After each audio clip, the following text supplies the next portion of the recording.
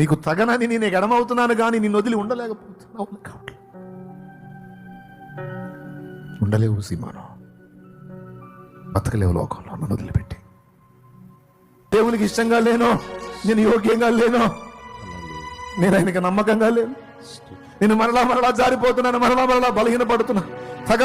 తగనని నేను అనుకుంటుంటాను. దేవా ఈరోజు నాతోనే మాట్లాడు. ఆ పేతురు జీవితంలో నా బతుకు కూడా ఉంది. సమరయులు జారినట్టు నేను కూడా జారిపోతున్నాను, హెబ్రీలు జారినట్టు నేను జారిపోతున్నా. నన్ను క్షమించయ్యా, నాతో మాట్లాడేవా కదయ్యా, నన్ను ఇంకా ప్రేమిస్తున్నావయ్యా, నీకు స్తోత్రమయ్యా.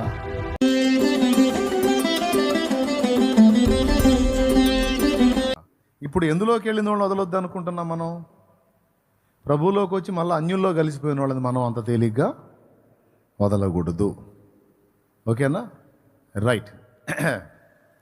రక్షణలోనికి వచ్చి జారిపోయిన వాళ్ళని కూడా వదలకూడదు. ఇప్పుడు అన్యుల్లో కలిసిపోయి కొంతమంది ఉంటే కొంతమంది పాపంలో పడతారు. మళ్ళీ ఇదొకటి ఉంది, పాపం వాడు తాగుడు మానుకుందామనే వస్తాడు కానీ వచ్చి కొద్ది రోజులుండి మళ్ళా శోధనలో కొట్టబడి మళ్ళా పాపంలోకి వెళ్ళిపోతాడు, ఆ వ్యసనంలోకి వెళ్ళిపోతాడు. ప్రభువునైతే వదలడు కానీ ఆ వ్యసనాన్ని మానడు. ఇప్పుడు మనం ఏం చేయాలి మరి? ఆ బిడ్డని ఏం చేయాలంటే 1 కొరింథీ పత్రికలో వాడిని విసర్జించమని ఉంది.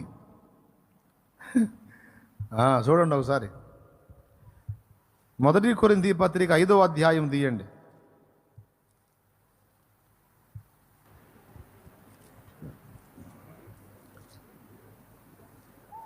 1 కొరింథీ పత్రిక 5వ అధ్యాయము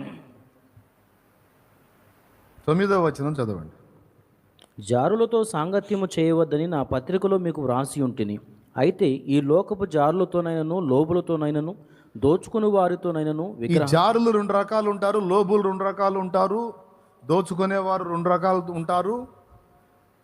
ఇందులో ఒక రకమేమో లోక సంబంధులు, వాళ్ళకి దేవుడు తెలియదు. కానీ ఇదే లక్షణాలు కలిగిన దేవుని సంబంధులు కూడా ఉంటారు. వీళ్ళకి దేవుడు తెలుసు కానీ జారత్వం చేస్తుంటారు. వీళ్ళకి దేవుడు తెలుసు కానీ వ్యభిచారులుగా ఉంటారు. వీళ్ళకి దేవుడు తెలుసు తాగుబోతులుగా ఉంటారు. దేవుడిని ఎరిగే రక్షణలోకి వచ్చే మళ్ళా ఆ వ్యసనాలకు వెళ్ళిపోతారు, ఆ బలహీనతలకు వెళ్ళిపోతారు. వాళ్ళ విషయంలో ఏం చేయాలి అంటే ఇక్కడ ఏం చెప్పాడో చూడండి. దోచుకుని వారితోనైనను. ఈ జారులు 2 రకాలు ఉంటారు, లోబులు 2 రకాలు ఉంటారు, దోచుకునేవారు 2 రకాలు ఉంటారు. ఇందులో ఒక రకమేమో లోక సంబంధులు, వాళ్ళకి దేవుడు తెలియదు. కానీ ఇదే లక్షణాలు కలిగిన దేవుని సంబంధులు కూడా ఉంటారు. వీళ్ళకి దేవుడు తెలుసు కానీ జారత్వం చేస్తుంటారు.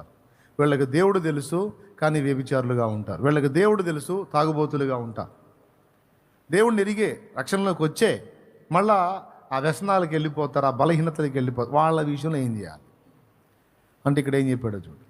దోచుకుని వారితోనైనను విగ్రహారాధికులతోనైనను ఏమాత్రమును సాంగత్యము చేయవద్దని కాదు. అబ్బాయి లోకంలో ఉన్నోళ్ళంతా వాళ్ళేనాయా, మరి వాళ్ళతో నేను సాంగత్యం చేయొద్దంటే నువ్వే అడవిలో ఉండాలా. మరి మీ ఇంటి చుట్టూ వాళ్ళే ఉంది అన్యులు.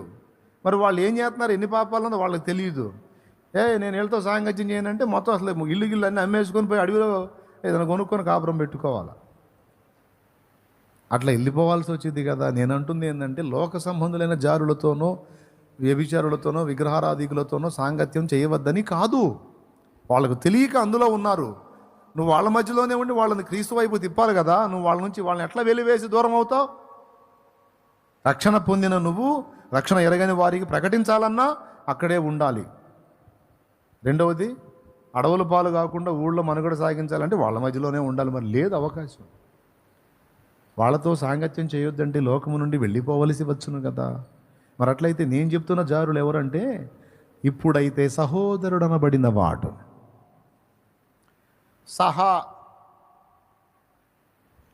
ఉదరము, సహోదరుడు అంటే ఒకే పొట్ట నుండి పుట్టినవారు సహోదరులు. ఇప్పుడు మనమంతా యేసు రక్తమును బట్టి విశ్వాసమును బట్టి దేవుని పిల్లలమయ్యాం. అలాగా మనలాగా రక్షణలోనికి వచ్చిన వాళ్ళు మన సహోదరులు. రక్షణలోనికి రాని వాళ్ళు అన్యజనులు. రక్షణలోనికి వచ్చిన వాడు నాట నుండి సహోదరుడు, మన కుటుంబంలో చేర్చబడ్డాడన్నమాట. కానీ సహోదరుడే సంఘం అనే కుటుంబంలో చేర్చబడ్డాడు, కానీ వీడు మళ్ళా తాగుబోతయ్యాడు, వీడు మళ్ళీ వ్యభిచారపోడయ్యాడు, వీడు మళ్ళీ జారత్వ పాపంలో పడ్డాడు. మరి వీడిని ఏం చేయాలంటే ఏం చేయమన్నాడో చూడు. ఇప్పుడైతే సహోదరుడమైన వాడైనను జారుడు గాని, లోబి గాని, విగ్రహారాధికుడు గాని, తిట్టుబోతు గాని, త్రాగుబోతు గాని, దోచుకునివాడు గాని అయ్యున్న ఎడల అట్టి వానితో సాంగత్యము చేయకూడదు, భుజింపనకూడదని మీకు వ్రాయిచున్నాను. అద్దుగో, అంటే సంఘములోనికి వచ్చి రక్షణ పొంది అన్నీ తెలుసుకొని మళ్ళా లోకంలో కలిసిపోయిన వాడితో సాంగత్యం చేయొద్దని చెప్తున్నాడు. కలిసి తినొద్దు అని కూడా చెప్తున్నాడు. అంటే దీని అర్థం ఏంటి? మరి ఇందాక నువ్వు మనం వాళ్ళని వెళ్ళేస్తే అట్లా, వాళ్ళని చిన్నగా మళ్ళా సరైన పునాదేశ లైన్లోకి తేవాలని నువ్వు చెప్పావు. మరి ఇక్కడ పౌలు ఏమన్నాడు? నెట్టేవాడినే అన్నాడు. మరి ఇప్పుడు ఏం చేయాలంటే, నెట్టేయమంటే అర్థం ఏంటంటే, సాంగత్యం చేయటం అంటే అర్థం ఏంటంటే, సహోదరుడుగా ఉండి డ్రింక్ మాస్టర్గా ఉంటే వాడు తాగుతూ ఉండగానే నువ్వు వాడితో కలిసి ఫ్రెండ్షిప్గా తిరుగుతూ ఉన్నావు అనుకో, అది తప్పుడు మాదిరైద్ది, తేడా పడిద్ది.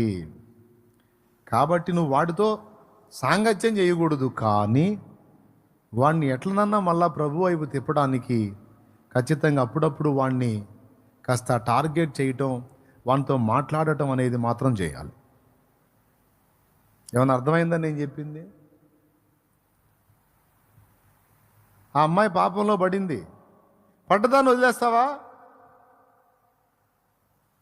సరైన పునాది పడలేదేమో, మళ్ళీ జారిపోయిన దాన్ని పాపిష్టిది మళ్ళీ వ్యభిచారం చేస్తుంది, ఎవరితోనో అక్రమ సంబంధం కలిగి ఉంది, దరిద్రపతి సైతాంది. నేను మాట్లాడిన దరిద్రపతి దాంతో ఓకే పరిశుద్ధరాలు మంచిదాన్ని, ఓకే మాట్లాడదు, సాంగత్యం చేయొద్దు. ఎందుకంటే ఆమెతో తిరిగితే నిన్ను కూడా అట్లానే అనుకునే అవకాశం ఉంది సంఘం.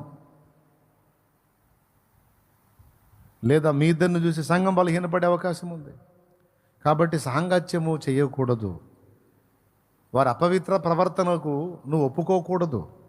మరేం చేయాలంటే, కాస్త ఆ బిడ్డతో అవకాశం దొరికినప్పుడు కొంచెం ప్రశ్నించవచ్చు. సోదరి, ప్రభువును వదిలిపెట్టి పాపంలో పడ్డావు, సంతోషంగా ఉన్నావా? నెమ్మదిగానే ఉన్నావా? ఏం చేస్తున్నావు? నువ్వు పొందిన రక్షణ ఏంటి? రక్షణ పొందావు, ప్రభు బలలో చేసావు. పొరపాట్లు మానవ సహజం, పొరపాటు చేయని మానవుడు అంటే ఎవరు ఉండడు. కానీ గొర్రె బురద గుంట్లో పడితే దులిపేసుకొని బయటికి వచ్చినట్టు బయటికి రావాలి కదా సోదరి. కానీ పంది బురదను ఎంజాయ్ చేసినట్టు నువ్వు పందిలాగా తప్పిపోతున్నావేంటి? సోదరి, నువ్వు ఇంకా ప్రాణాలతో ఉన్నావంటే దేవుడు ఇంకా నిన్ను ప్రేమిస్తున్నాడు. నువ్వు తప్పు దిద్దుకొని మారు మనసు పొంది ప్రభు వైపు తిరగటానికి నా ప్రభువు నీకు ఇంకా అవకాశం ఇస్తున్నాడమ్మా. ఒకసారి ఆలోచించు. ఇవన్నీ చెప్పొద్దు, నాతో కలిసి భోంచేద్దామంటే హోటల్కి పోదావరా అందనుకో, నీకు నీ హోటల్కి పోదండం, నాకు పెట్టొద్దు అట్లాంటివన్నీ. నువ్వు మారు మనసు పొంది సంఘానికి వస్తాను, మందిరానికి వస్తాను, పరిచర్యలోకి వస్తాను అంటే, దిద్దుకుంటాను అంటే, అప్పుడు నిన్ను అవసరమైతే తీసుకెళ్తాను, నాయకుని దగ్గరికి తీసుకెళ్తాను, సహోదరి దగ్గరికి తీసుకెళ్తాను, సహోదరుల దగ్గరికి తీసుకెళ్తాను, నీకోసం ప్రార్థన చేయిస్తా. అయిందేదో అయిపోయిందమ్మా, ఒక 3 దినాలు ఉపవాసం ఉండి మళ్ళీ ప్రభు వైపు మళ్ళుకోమ్మా. అయ్యా ప్రభు వైపు మళ్ళుకోయా, తెలుసో తెలియక అయింది కదా, ప్రభు కృపగలవాడు, నిన్ను ఇంకా చంపలేదు కదా, ప్రాణాలతోనే ఉంచాడు కదా, నా తండ్రి ఇంకా నీ మారు మనసు కోసం చూస్తున్నాడు కదా, నువ్వు దిద్దుకొని రావాలని ఎదురు చూస్తున్నాడు కదా. రాయ్యా, ఏమి అనుభవిస్తున్నావు? లోకంలోకి వెళ్ళావు, నెమ్మదిగా ఉన్నావా? యేసయ్య రెక్కల నీడలో రక్షణానుభవంలో ఎంత ఆనందంగా ఉన్నావు, ఎంత కళకళలాడింది నీ కుటుంబం. మళ్ళీ వెనక్కి జారావు, మళ్ళీ శాపం స్టార్ట్ అయింది కదయ్యా నీ ఇంట. మళ్ళీ ఏడుపు, రోదన, దుఃఖం, అప్పు, సకల దరిద్రాలు మళ్ళీ స్టార్ట్ అయినాయి గయ్యా. ఒకడు అంటాడు, ఏం ఏం ఏం జరిగిందని నేను రావాలి, అందుకే నేను మళ్ళీ తాగుతున్నా. నేను యేసుప్రభు దగ్గరికి వచ్చా, నాకేం సాయం కాదా, అందుకే నేను మళ్ళీ తాగుతున్నా, అందుకే నేను మళ్ళీ లోకంలో కలిసిపోయా. అప్పుడు మళ్ళీ ఇంకో ప్రశ్న వేయచ్చు, దేవుడు కనికరం చూపేంత వరకు దేవుని పాదాల దగ్గర ఉంటే ఈ పాటికి దేవుడు ఏదో కార్యం చేసి నేను విడుదల తెచ్చును. ఆ దేవుడిని వదిలిపెట్టి లోకంలోకి వెళ్ళావు, మరి ఇప్పుడు సుఖపడుతున్నావా? దేవుళ్ళలోకి వస్తే నాకేమి లేదని దేవుడిని విసర్జించావు, మరి ఇప్పుడు మళ్ళీ బార్ షాప్కి వెళ్తే సుఖం దొరికిందా? మళ్ళీ లోకంలోకి వెళితే అద్భుతం జరిగిందా?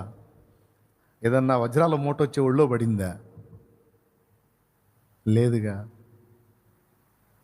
అంతకుముందు కార్యం జరిగినా జరగకపోయినా యేసయ్య రెక్కల నీడలో ఉన్న స్వాంతన ఆనందాన్ని అనుభవించావు. ఆనాడు నీ ముఖం ఎలా ఉంది, ఈరోజు నీ ముఖం ఎలా ఉంది? ఎట్లయిపోయావు నువ్వు? ఎంత దిగజారిపోయావు? సోదరుడా, సహోదరి, ఇంత చేసిన తర్వాత కూడా నేనే నిన్ను క్షమించగలిగానంటే నా యేసయ్య మరి నిశ్చయంగా నిన్ను క్షమిస్తాడు కదా.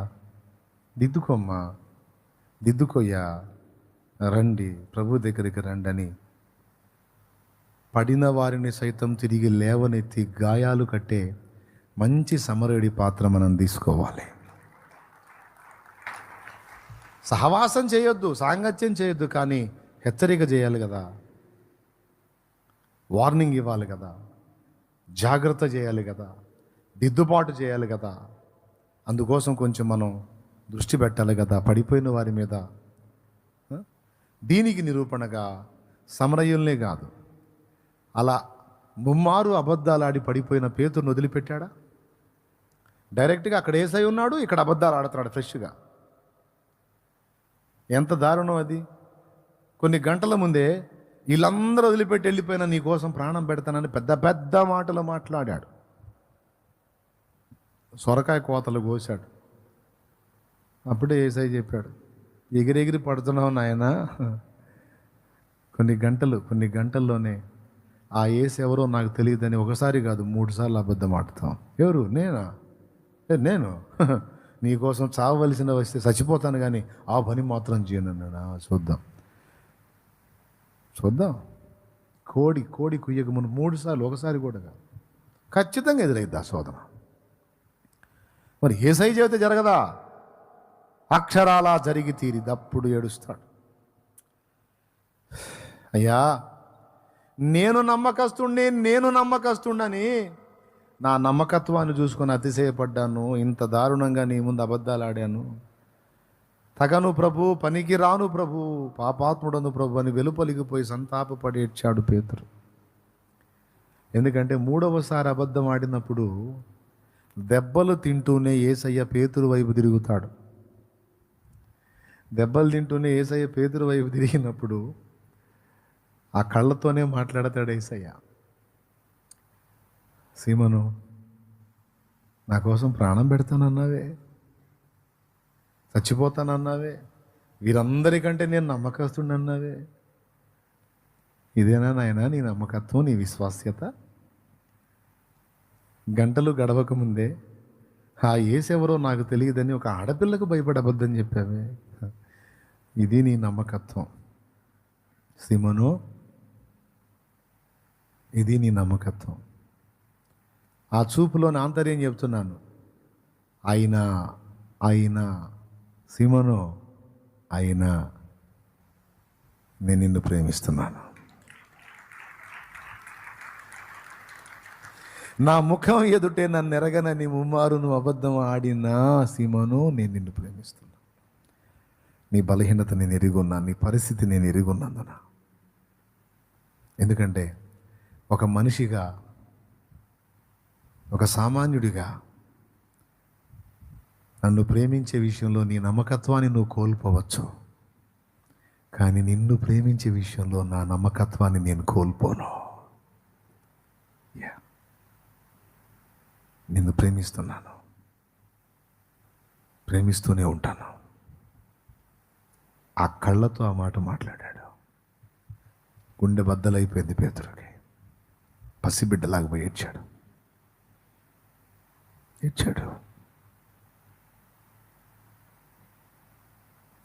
ఆ చూపు దెబ్బకే మళ్ళా కనెక్ట్ అయ్యాడు దేవుడికి. కనెక్ట్ అయ్యి ప్రభువు కోసం ఎదురు చూశాడు. లేకపోతే తోటి శిష్యులు వచ్చినప్పుడు, సిమోనో రా మాతో అన్నప్పుడు ఏమనేవాడు తెలుసా? ఎందుకయ్యా నన్ను పిలుస్తున్నారు? నేను పనికి వస్తానా? నేను నమ్మకస్తుడు అనుకొని పిలుస్తున్నారా? మీ ముందు ఆయన ముందు పెద్ద పెద్ద మాటలు మాట్లాడాను. ఒక ఆడపిల్లకి భయపడబద్దని చెప్పిన నీచుండయ్యా నేను. పాపాత్ముడిని, మోసగాడిని, వంచకుడిని, గురుద్రోహినే. నేను ఆయన శిష్యుడికి తగనయ్యా, నన్ను వదిలేసేయండి. నేను ఆయన శిష్యుడికి తగను, నన్ను వదిలేసేయండి అని వెళ్ళిపోయేవాడు. కానీ యేసయ్య ముందే చెప్పాడు, సాతాను మిమ్మును పట్టి గోధుమలను జల్లించినట్టు జల్లించడం కోరుకున్నాను, కానీ సీమోను నీ నమ్మిక తప్పిపోకుండానట్లు నేను నీ కొరకు వేడుకున్నాను. నీ మనసు తిరిగిన తర్వాత నీ సహోదరులను స్థిరపరచు అన్నాడు. యేసయ్య ఆనాడు చేసిన ఆ ప్రార్థనకి, ఆ శోధన ఘడియలో యేసయ్య సీమోను ఫేస్ టు ఫేస్ చూసుకునే ఒక ఛాన్స్ ఇచ్చాడు తండ్రి. సీమోను శోధించబడతాడు, అయితే నేను సీమోను దర్శించడానికి ఒక్క ఛాన్స్ నాకు ఇవ్వు తండ్రి. యేసయ్య చేస్తే ఇంక తండ్రి వినడా? ఇచ్చాడు ఛాన్స్. ఆశ్చర్యంగా పేతురు యేసయ్యకి సమీపంలోకి రావటం, ఆయన ఎదుటే 3 సార్లు అబద్ధం ఆడటం, దెబ్బలు తింటూనే ఒక్కసారి యేసయ్యకు పేతురు వైపు చూసే ఛాన్స్ రావటం, ఆ చూపుతో పేతురుతో మాట్లాడటం, పేతురు పశ్చాత్తాపడి ఏడ్చి మళ్ళా శిష్యులతో కలిసి ప్రయాణం చేయటం. ఆ శోధన ఘడియలో ఆ చిన్న అవకాశాన్ని ఎలా వినియోగించుకున్నాడో చూడు యేసయ్య. ఆ చిన్న ఛాన్స్ ఇవ్వమని అడిగాడు తండ్రిని. ఏమన్నా అర్థమైందా నేను చెప్పింది? బిడ్డ తేడా పడతాడు, నా బిడ్డ తేడా పడతాడు, పడ్డప్పుడు నేను వాడిని దర్శించకపోతే వాడు దెబ్బతింటాడు. అందుకని నేను వాడిని దర్శించున్నట్టు ఒక అవకాశం నాకు. నా కుమార్తె తేడా పడిద్ది, ఆ తేడా పడ్డ నాడు తను తృణీకరించుకొని నాకు పూర్తిగా దూరం అయ్యే ఛాన్స్ ఉంటుంది. ఆ ఘట్టంలో నా బిడ్డను నేను కలుసుకునే ఒక అవకాశం నాకు నీ కోసం కూడా వేడుకున్నాడు, నీ కోసం కూడా వేడుకున్నాడు, నా కోసం వేడుకున్నాడు, మనందరి కోసం వేడుకున్నాడు. వదిలిపెట్టాడా? విసర్జించాడా? వెంటాడాడు. అనేక సార్లు కనపడ్డాడా? ఇన్ని చూసి కూడా మళ్ళీ వలభుజాన్ని వేసుకొని, అంటే పేతురుని వదలట్లా, ఆ ఫీలింగ్ వదలట్లా, ఆ ఆత్మన్యూనతా భావం, అతి పశ్చాత్తాపం వదలట్లా. ఎందుకంటే నేను వేస్ట్, నేను పనికిరాను, తగను, నేను ఎందుకులే. నేను ముందే చెప్పా ఆయనకి, పిచ్చోడు ముందే చెప్పా. అప్పుడు 2 దోణెల నిండా చేపలు నింపినప్పుడే నన్ను విడిచిపోవాయా, నేను పాపాత్ముడిని, నేను దీనికే పనికి వస్తా కానీ దానికి పనికిరాను, నీ వెంట పనికిరాను, నేను అస్థిరుణ్ణి, స్థిరం లేనుణ్ణి, నేను బలహీనుణ్ణి, నువ్వు ఎందుకైనా నా వెంట పడుతున్నావు? మా అత్తగారి దగ్గర జ్వరం స్వస్థపరిచి అక్కడ నన్ను దర్శించావు, మళ్ళీ ఇక్కడ వచ్చి 2 దోణులు మునగా చేపలు నింపి, ఇన్ని దోణులు ఉంటే నా దోణికే వచ్చి ఎక్కావు. నాకు తెలుసు నువ్వు నన్ను వెంటాడుతున్నావని. ఎందుకయ్యా ఈ బలహీనుడు, ఈ చంచలుడు, ఈ పిచ్చోడు, ఈ అస్థిరుడు వెంట పడుతున్నావు ఎందుకయ్యా? వెళ్ళయ్యా అని నేను చెప్పా. నిన్ను మనుషుల్ని పట్టు జాలదారం చేస్తానని వెంట పెట్టుకున్నాడు, పరువు పోయింది. ఇప్పుడు నేను ముందే చెప్పాక నేను చంచలుడిని, స్థిరంగానే ఉండని, ఇప్పుడు గాలి తీసేసుకున్నాడు. మరి 3 సార్లు అబద్ధం ఆడాగా, నా బుద్ధి ముందే చెప్పాగా నేను స్థిరం లేనుండని, బలహీనుండని. ఏంటో పిచ్చోడు, ఏంది సీమోన్ ఎట్లా మాట్లాడుతా? అంతే, నేను పనికిరాను, నన్ను ఎందుకు ఆ ఫీలింగ్ వదలటల్లా, నాకు ఆ భావన పోవటల్లా. తగను, నేను ప్రభువుకి తగను అనుకుంటా. వలభుజాన్ని వేసుకున్నాడు. అప్పుడే చెప్తే మళ్ళీ ఇప్పుడు దాకా తిప్పాడు, అనవసరంగా 2-3 సంవత్సరాలు వేస్ట్ అయిపోయింది. మళ్ళీ చేపలే పట్టుకుంటా, ఎందుకు పనికిరాను సార్ నేను అని మళ్ళీ నైట్ అంతా మొదలుపెట్టి సేమ్ సన్నివేశం మళ్ళీ రిపీట్ అయింది. వలేస్తున్నాడు, ఒక చేప పడట్లా, వలేస్తున్నాడు, ఒక చేప పడ, నైట్ అంతా పడుతున్నాడు. మళ్ళీ చిరాకు, అందులో పనికిరాలా, ఇందులో పనికిరాలా, నా బతుకు పాడుగాను, నేను ఆయనకి జరలా, లోకంలో కూడా జరలా, అసలు ఎందుకు బతకాలి నేను అని ఇరిటేషన్ వచ్చింది.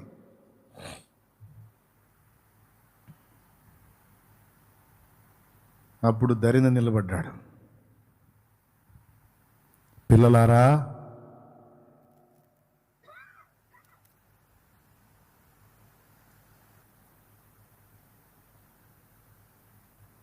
తినుటకు మీ యొద్ద ఆహారం ఏమైనా కలదా? సంపాదిద్దామని తిప్పలు పడుతున్నారు కదా, ఏమన్నా సంపాదించారా? ఏమన్నా పోగేశారా? ఏమన్నా కొప్పేశారా? ఏమన్నా పొందారా? సరే, నాకు తర్వాత పెడుతురు, కానీ మీ కడుపు నింపటానికి, మీ కడుపులు నిండటానికైనా తినుటకు మీ యొద్ద ఏమైనా కలదా?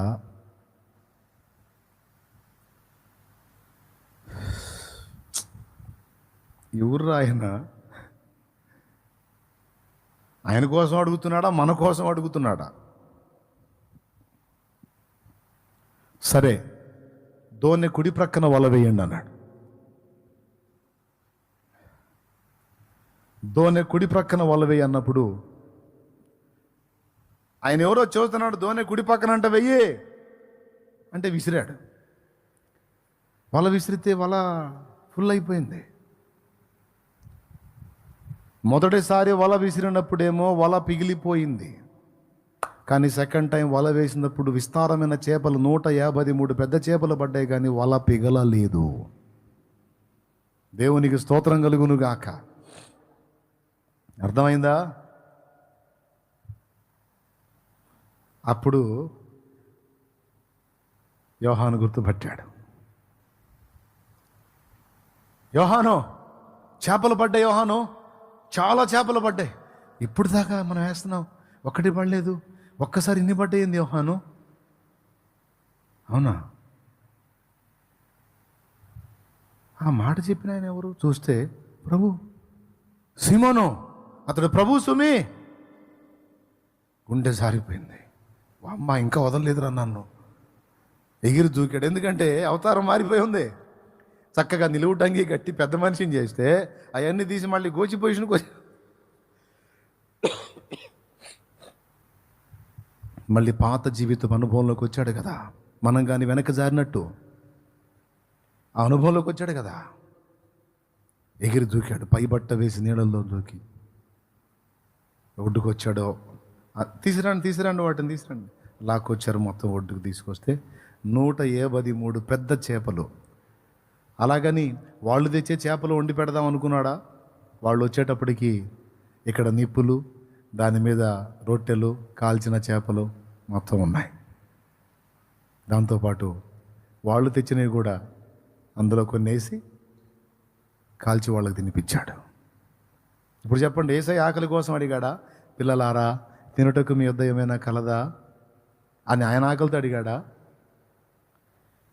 మీరు తిప్పలు పడుతున్నారు కదా, ఏదన్నా కడుపు నిండిందా? తృప్తి కలిగిందా? ఎన్నో అనుభవించాం కదా. పొందావుగా? తృప్తి వచ్చిందా? కడుపు నిండిందా? మనసు నిండిందా? మంచి పదార్థాలు తిన్నావు, ఎన్నో సినిమాలు చూసావు, చెవులతో ఎన్నో విన్నావు, ఎన్నో కట్టావు, దేహ వాంఛలు ఎన్నో తీర్చుకున్నావు. తృప్తి కలిగిందా? ఇక చాలా అనిపించిందా? ఇంకా వెకట కలిగిందా? ఎక్కడ? ఎప్పుడు? అది అడుగుతున్నాడు అక్కడ ఒడ్డున నిలబడి. పిల్లలారా, 21 యోహాను చదవచ్చు. యోహాను సువార్త 21వ అధ్యాయము 5వ వచనం. యేసు, పిల్లలారా, భోజనమునకు మీ యొద్ద ఏమైనా ఉన్నదా అని వారిని అడుగగా. అబ్బా, ఆకలి తీర్చుకోవడానికి ఏమైనా ఉందయ్యా? తినేదానికి ఏమన్నా ఉందయ్యా? కడుపు నింపుకోవడానికి ఏమన్నా పొందారయ్యా? ఏంది వాళ్ళు పొందేది? ఆయన ఇవ్వాలి. కడుపుకు ఆహారం ఆయన ఇవ్వాలి. తిన్నప్పుడు తృప్తి కూడా ఆయనే ఇవ్వాలి. ఆయన ఇవ్వని తృప్తి ఎక్కడ దొరికింది నాన్న? ఆయన ఇవ్వని తృప్తి ఏ విధంగా పొందుతావు నాన్న నువ్వు? దీన స్థితి యందునా, సంపన్న స్థితి యందునా, నడచినను ఎగిరినను సంతృప్తి కలిగి యుందునే. తృప్తి కలిగిందా? కడుపు నిండిందా? ఇక చాలనిపించిందా? కడుపు నింపాలన్న ఆయనే, తృప్తి కలిగింది అనిపించాలన్న ఆయనే. వదల్లా పేతుర్ని. వచ్చి మళ్ళీ నిలబడ్డాడు.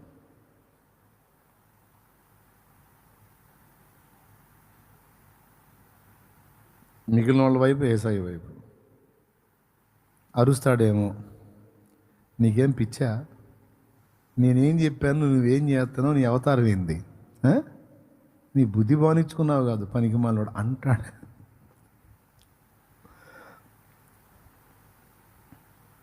అప్పుడు వీళ్ళందరిని వదిలిపెట్టి ఆ పేతురునే పలకరిస్తున్నాడు ఆయన. చూడు, సీమోనో సీమోనో, నీవు నన్ను ప్రేమిస్తున్నావా? అంతకుముందు చెప్పాడు కదా నీకోసం ప్రాణం కూడా పెడతానని. ఇప్పుడు చూస్తేనే చేపలు పడుతున్నాడు. ప్రాణం పెడతానన్నాడు, చేపలు పడుతున్నాడు. బాధ కలిగింది. దేవా, నీకు తగననొచ్చి ఈ పనికి వచ్చాను కానీ నిన్ను వదిలి ఉండలేను ప్రభా. నేను పనికి రానని నీకు దూరం అవుతున్నాను కానీ నిన్ను వదిలి ఉండలేకపోతున్నానయ్యా. నీకు తగనని నేను ఎడమవుతున్నాను కానీ నిన్ను వదిలి ఉండలేకపోతున్నావు. ఉండలేవు సీమాను, బతకలేవు లోకంలో నన్ను వదిలిపెట్టి. కృంగిపోయి వెనక్కి జారిపోతున్నావు. వద్దొద్దు, నేను క్షమించాను. ఎన్నిసార్లు నీ దగ్గరకు వచ్చాను? నేను ద్వేషిస్తే నేను పలకరిస్తానా? ఇంతేనా నా ప్రేమను అర్థం చేసుకుంది? నీ ప్రేమ నా విషయంలో నమ్మకం కోల్పోయినా నా ప్రేమ నీ విషయంలో ఎప్పటికీ నమ్మకం కోల్పోదు సీమను. నీలాగా చిన్నదానికి పెద్దదానికి కదిలిపోయే ప్రేమ కాదు నాది. నీ యోగ్యతలను చూసి ప్రేమించిన ప్రేమ కాదు నాది. నా తత్వమే ప్రేమ, నేనే ప్రేమ. ప్రేమ అంటేనే నేను సీమను. ఒక భక్తుడు అన్నాడు, బెల్లం తీపిగా ఎందుకు ఉంటుంది? బెల్లం కాబట్టి. దేవునికి స్తోత్రం. యేసయ్య ఎందుకు ప్రేమిస్తాడు? ప్రేమ కాబట్టి. అగ్ని ఎందుకు గాలిద్ది? అగ్ని కాబట్టి. యేసయ్య ఎందుకు ప్రేమిస్తాడు? ప్రేమ. యేసయ్య ప్రేమలో మార్పు రాలా. సీమోను ప్రేమలో ఈ మీమాంస వచ్చింది. అప్పుడు దగ్గరకు తీసుకొని 3 సార్లు అడిగాడు, నన్ను ప్రేమిస్తున్నావునా? వదిలిపెట్టాడా? చివరికి ఆ తరువాత ఒక ఆలోచన చెప్పాడు. ఇక ఫైనల్, భయపడవాకు. నేనే మాట నీ గురించి అన్నానో, నీ గురించి ఏ వాగ్దానం పలికానో, నీకు ఏది ప్రామిస్ చేశానో దాన్ని నెరవేర్చుటకు నేను సమర్థుడను.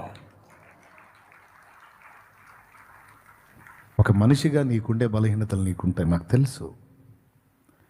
వాటిని నీ ద్వారా ఎలా అధిగమింపజేయాలో, నిన్ను ఎలా నిలబెట్టాలో, నేనన్న మాట, నిన్ను మనుషుల్ని పట్టు జాదారిగా చేస్తానని నేను పలికిన ఆ వాగ్దానాన్ని నీ ఎడల ఎలా నెరవేర్చాలో నాకు తెలుసు.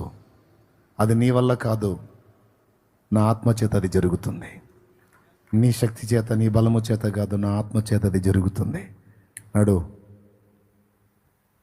ఇంకా కొద్ది రోజుల్లో నేను మీకు వాగ్దానం చేసిన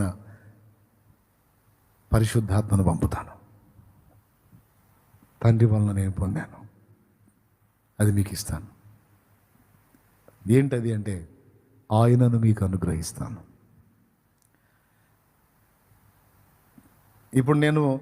ఇప్పుడు కొద్ది రోజులు నీ వెంటబడ్డాను, కానీ ఈ దేహంలో ఉన్నంత వరకు ఈ శోధన నీకు వచ్చే పని అయితే ఎల్లప్పుడూ నీతో ఉండి, నువ్వు ఎక్కడ బ్యాలెన్స్ మిస్ అయినా వెంటనే నిన్ను చేతపట్టడానికి ఎల్లప్పుడూ నీతో ఉండే ఒక ఆదరణకర్తను పర్మనెంట్గా నీకు ఏర్పాటు చేస్తాను. అప్పుడు బలహీనతలో ఆయన బలమిస్తాడు, దారి తప్పితే దారిలోకి తెస్తాడు, కృంగితే లేవనెత్తుతాడు, మంచిగా ముందుకు పనిచేస్తే ప్రోత్సహిస్తాడు, భయం వస్తే ధైర్యపరుస్తాడు, సర్వసత్యంలోకి నడిపిస్తాడు, తెలియనివి బోధిస్తాడు, తప్పులుంటే ఒప్పిస్తాడు. పొద్దస్తమానం నేను వస్తున్నాడు కానీ నేను నిలవలేకపోతున్నాను అనుకుంటున్నావు కదా నువ్వు. లేదు, నిన్ను నిలబెట్టే నా ఆత్మను నీకు ఇస్తాబో. ఎందుకంటే మరి నేను నీకు వాగ్దానం చేశా, ప్రామిస్ చేశా, అది నెరవేర్చాలంటే మరి నేను నీకు సాయం చేయకపోతే కాదు, చేస్తాపో. అని ఒలీవల కొండ మీద ఆరోహణమవుతూ ఈ వాగ్దానం చేసి ఆ తర్వాత 10 రోజులకి ఆత్మను పంపించి ఏ పేతురుతో అయితే నిన్ను మనుషుల్ని పట్టు జాలదరిగా చేస్తానని అన్నాడో మిగిలిన వాళ్ళు ఎవరితో అనలా, పేతురుతోనే అన్నాడు. ఖచ్చితంగా మీరు గమనించండి, ఫస్ట్ ప్రసంగం సీమోనుదే, 3000 మంది ఆత్మలో చేర్చబడింది. సీమోను ద్వారా 5000 మంది చేర్చబడ్డది. సీమోను మాట తప్పాడా? నేను నీతో చెప్పినది నెరవేర్చే వరకు నీ చెయ్యి విడవను అన్నాడు. ఇప్పుడు చెప్పండి, అన్యులుగా ఉండి ప్రభువులోకి వచ్చిన వాళ్ళు పాపం ఆ బీజాల్లో ఉన్నారు, సరైన పునాది మన వైపు నుంచి పడలేదు, జారిపోయారు. అయితే మనం వదలకూడదు, వాళ్ళని మళ్ళీ దారిలోకి తేవడానికి. వాళ్ళతో సహచర్యం చేయకపోయినా హెచ్చరిక అయితే చేయాలి, వాళ్ళని తిరిగి లైన్లోకి తీసుకొని అయితే రావాలి. ఆ బాధ్యత మనం తీసుకోవాలి. ఇది ఒకటి గుర్తుపెట్టుకోండి. రెండవది, సహోదరులు అనబడిన వాళ్ళు జారిపోతే ప్రభు వెంటబడి వాళ్ళని మళ్ళీ దారిలోకి తెచ్చినట్టు మన వంతుగా మనం వారి అపవిత్ర ప్రవర్తనకు ఒప్పుకొనక బలహీనపడింది వారిని తిరిగి లైన్లోకి తీసుకొని రావడానికి మన వంతు కృషి మనం చేయాలి. ఓకేనా? ఎందుకంటే మన దేవుడు వదలని దేవుడు, మనం కూడా వదలడానికి లేదు. మూడవది, నువ్వు ఎంతమందిని అయితే రక్షణలోకి నడిపించబోతున్నావో వారి విషయంలో నీ రెస్పాన్సిబిలిటీ ఉందని మర్చిపోవద్దు. వారిని నువ్వు మళ్ళా హెచ్చరించాలి, వాళ్ళకి భక్తి నేర్పాలి, వాళ్ళని ప్రోత్సహించాలి. ఆత్మలను రక్షించినట్టుగా రక్షించి ఈనగాచి నక్కల పాలు చేయకూడదు. వాళ్ళని సేవ్ చేయాలి. వాళ్ళు తమంతటా తాము నిలదొక్కిందాకా, వాళ్ళు వ్యక్తిగతంగా దేవునికి కనెక్ట్ అయిన దాకా నువ్వు వాళ్ళని వదలటానికి లేదు. ఓకేనా? ఇప్పుడు ఇది ఇతరుల విషయంలోనే కాదు, ఆల్రెడీ ఇక్కడికి వచ్చి కూర్చున్న నీ విషయంలో కూడా దేవుడు మాట్లాడాడు. అర్థమైందా? నువ్వు కూడా అదే కండిషన్లో ఉన్నావు పేతురులాగా. అయితే ఈరోజు దేవుడు నీతోనే మాట్లాడుతున్నాడు. నేను పేతుర్ని వదలలేదు, నిన్ను కూడా వదలనాం. సమరయుని వదలలేదు, సమరయుల్ని నిన్ను కూడా వదలనాం. యాకోబును వదలలేదు. అవసరమైతే తొడగుడు వసలగుట్టైనా సరే ఆశీర్వదించి అన్నది చేశాను తప్ప ఓటమి నాకు లేదు. నీ విషయంలో కూడా అంతే చేస్తా. నేను దేవుడు ఒక వాగ్దాన రూపకమైనటువంటి హెచ్చరికను, సందేశాన్ని ఈ రాత్రి మనకిస్తున్నాడు. రండి మోకాళ్ళ మీదకి దేవుని పాదాలు ఆశ్రయిద్దాం. హల్లెలూయా, హల్లెలూయా, హల్లెలూయా, హల్లెలూయా, హల్లెలూయా. తండ్రి నీకు స్తోత్రములయ్యా, స్తోత్రములయ్యా. అందరం మోకాళ్ళ మీదకి వద్దాం, ప్రార్థన చేద్దాం. బిడ్డలారా, ఈరోజు మన కర్తవ్యాన్ని మనకు బోధించాడు. ఒకవేళ మనం జారిపోయి ఉంటే మనల్ని కూడా లేవనెత్తుతున్నాడు. మనం కృంగిపోయి ఉంటే మనల్ని కూడా లేవనెత్తుతున్నాడు. దేవుడు నన్ను ఒప్పుకోడేమో, నన్ను అసహించుకుంటాడేమో అని ఒకవేళ వేదన పడితే ఈరోజు నీతో మాట్లాడుతున్నాడు. నిన్ను వదలను. ఇక్కడ నీ నమ్మకత్వం కాదు, నీ విషయంలో నా నమ్మకత్వం మేజర్. అది పెద్ద సంగతి. నువ్వు నమ్మకత్వంలో జారిపోతుంటావు నాకు తెలుసు, కానీ నా ప్రేమ నమ్మకమైంది. నువ్వు చంచలత్వంతో ఉంటావు, కానీ నా దగ్గర చంచలత్వం లేదా. నిన్ను ప్రేమిస్తున్నానని దేవుడు మాట్లాడుతున్నాడు. కన్నీరు విడిచి దేవుని కృతజ్ఞతలు చెల్లించి, థ్యాంక్స్ లార్డ్, నాతో మాట్లాడినందుకు నీకు వందనాలు, నాకు కృపనిచ్చినందుకు నీకు స్తోత్రాలు, స్తోత్రాలు, స్తోత్రాలు. నేను దేవునికి ఇష్టంగా లేను, నేను యోగ్యంగా లేను, నేను ఆయనకి నమ్మకంగా లేను. నేను మరలా జారిపోతున్నాను, మరలా బలహీనపడుతున్నా. తగనని నేను అనుకుంటుంటాను. దేవా, ఈరోజు నాతోనే మాట్లాడు. ఆ పేతురు జీవితంలో నా బతుకు కూడా ఉంది. సమరయులు జారినట్టు నేను కూడా జారిపోతున్నాను. హెబ్రీలు జారినట్టు నేను జారిపోతున్నా. నన్ను క్షమించయ్యా. నాతో మాట్లాడావా కదయ్యా, నన్ను ఇంకా ప్రేమిస్తున్నావయ్యా, నీకు స్తోత్రమయ్యా, స్తోత్రమయ్యా. అవునయ్యా, పేతురికి ఇచ్చిన పరిశుద్ధాత్మను నాకు కూడా ప్రసాదించు. అవునయ్యా, నన్ను నిలబెట్టి బలపరిచి, నాకు బోధించి, నాకు నేర్పించి, దారి తప్పితే దారిలోనికి తెచ్చి నన్ను క్రమపరిచే నీ పరిశుద్ధాత్మను నాకు అనుగ్రహించి నన్ను బలపరచయ్యా. నీకు స్తోత్రము, నన్ను బలపరచయ్యా అంటూ ప్రార్థనలో ఉందాం. ఒక 5 నిమిషాలు ప్రార్థనలో గడుపుదాం బిడ్డలారా. ప్రార్థన చేద్దాం, దయచేసి ప్రార్థన చేద్దాం. రోజు జనం కోసం చేస్తున్నాం, ఈరోజు మన కోసం చేసుకుంటాం. ప్రతి బుధవారం, శుక్రవారం, ఆదివారం జనాల కోసం చేస్తున్నాం. ఈరోజు మన బతుకుల కోసం చేసుకుంటాం. మనల్ని ఆత్మయందు బలపరచమని అడుగుదాం. హల్లెలూయా, హల్లెలూయా, హల్లెలూయా, హల్లెలూయా. అడుగునా, ప్రార్థన చేయనా, ఎలుగెత్తి మొరపెట్టునా. స్తోత్రం, స్తోత్రం, స్తోత్రం, స్తోత్రం. లైవ్ లో అందుబాటులోకి వచ్చిన బిడ్డలు, జూమ్ లో అందుబాటులోకి వచ్చిన బిడ్డలు అందరూ కూడా ప్రేయర్లో ఉండాలి, ప్రేయర్లో ఉండాలి. దేవునికి మొరపెట్టాలి, కృతజ్ఞతలు చెప్పాలి, వేడుకోవాలి, నోరు తెరవాలి, మాట్లాడాలి, సైతం మాట్లాడాలి. తండ్రి నీకు స్తోత్రమయ్యా, స్తోత్రమయ్యా, స్తోత్రమయ్యా. హల్లెలూయా, హల్లెలూయా, హల్లెలూయా, హల్లెలూయా, హల్లెలూయా. ముఖాముఖి నన్ను దర్శించిన వాడా నీకు స్తోత్రమయ్యా, స్తోత్రమయ్యా, స్తోత్రమయ్యా. స్తోత్రం, స్తోత్రం, స్తోత్రం. చేద్దాం, ప్రార్థన చేద్దాం. అడగండి, అడగండి, దేవుణ్ణి అడగండి, సరి చేసుకోండి, లోపాలు దిద్దుకోండి, వంకర మార్గాలు చక్కదిద్దుకోండి. ఆత్మను అడగండి, బలమని అడగండి, నన్ను వదలొద్దు అని వేడుకోండి.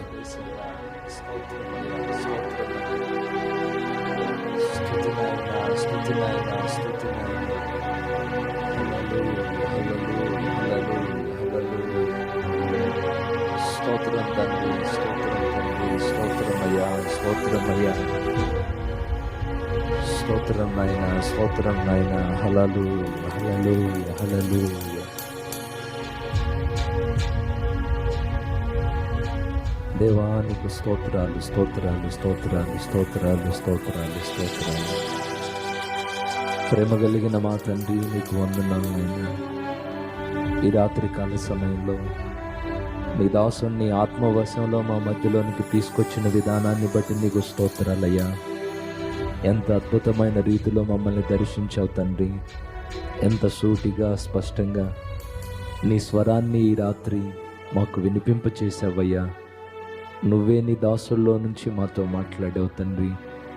నిజమేనైనా ఈ రోజుకి మమ్మల్ని విడిచిపెట్టకుండా, ఈ రోజుకి మమ్మల్ని వదలకుండా ఎన్నో సందర్భాల్లో నీకు మేము దూరం అయ్యాం ప్రభు. మేము పనికిరామని, అయోగ్యులమని, అపాత్రులమని, చేతగాని వారమని నీకు దూరమైన సందర్భాల్లో ఎన్నిసార్లు మమ్మల్ని హక్కును చేర్చుకున్నావు ప్రభు. ఎన్నిసార్లు మా దగ్గరకు వచ్చావయ్యా. వెతుక్కుంటూ మా దగ్గరకు వచ్చి మాతో మాట్లాడి మమ్మల్ని బలపరిచి మమ్మల్ని సరిచేసి ఈ రోజుకి నీ చేత్తో మమ్మల్ని పట్టుకున్నావు తండ్రి. గొప్ప దేవుడా, ప్రేమ కలిగిన మా యేసయ్యా, ఇంత గొప్ప నిన్ను కలిగి ఉండడం మా ధన్యత నాయనా. ఈరోజు మరొక్కసారి ప్రవచనాత్మకంగా మీరు మాట్లాడుతున్నారు. నేను నీతో చెప్పినది నెరవేర్చు వరకు బిడ్డ నిన్ను విడిచిపెట్టిపోను. నేను నీతో చెప్పింది నెరవేరుస్తాను. ఆ రోజు దాకా నిన్ను అంతమ వరకు నడిపిస్తూనే ఉంటానని మమ్మల్ని బలపరిచావు దేవా. మా అందరి అతిక్రమాలు దయతో క్షమించు. అప్పుడప్పుడు మొండిగా, మూర్ఖంగా నిన్ను బాధ పెడుతూనే ఉన్నాం తండ్రి. ఈ రాత్రి నీ రక్తంతో కడుగయ్యా. నీకు లోబడే మనసు మాకు ఇవ్వయ్యా. నీ అడుగులు వేస్తూ నడిచే దారిలో మాకు కృపదయచేయి తండ్రి. ఓ పక్క నువ్వు మమ్మల్ని విడువని దేవుడు అంటూ, మరొక పక్క మీరు కూడా విడిచిపెట్టొద్దు, అన్ని జనుల్ని విడవద్దు. ఎన్నిసార్లు చెప్పినా వినకుండా ఉన్న వ్యక్తుల్ని దర్శించి వెంటాడుతూ, ప్రార్థిస్తూ, ప్రేమను పంచుతూ అన్ని జనుల్ని ఈ వద్దకు నడిపించాలని మాతో మాట్లాడావు.